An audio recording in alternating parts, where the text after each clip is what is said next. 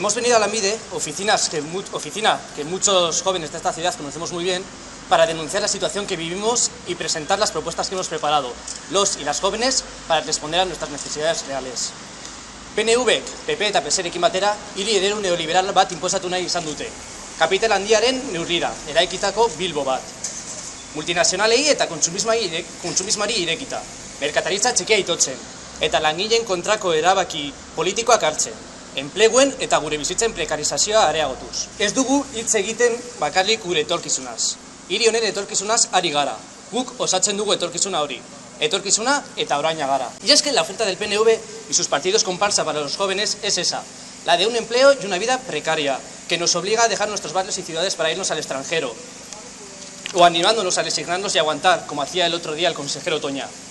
Eso cuando no nos apalean por nuestro compromiso político o nos detienen por expresar nuestra opinión.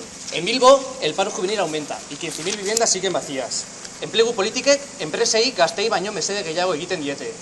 Los grandes empresarios se enriquecen gracias a las subcontratas, nuestra precariedad y los favores del ayuntamiento, que luego son devueltos en forma de puertas giratorias o poltronas en algún consejo de administración.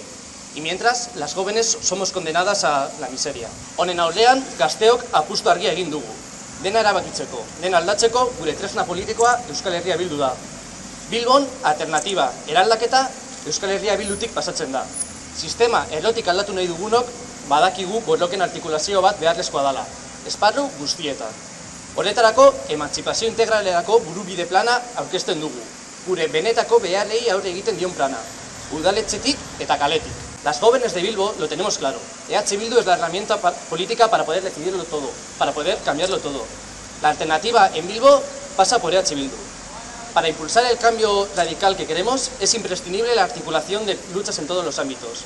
Y para ello hemos creado el Plan Burubide, un plan diseñado por los jóvenes y las jóvenes.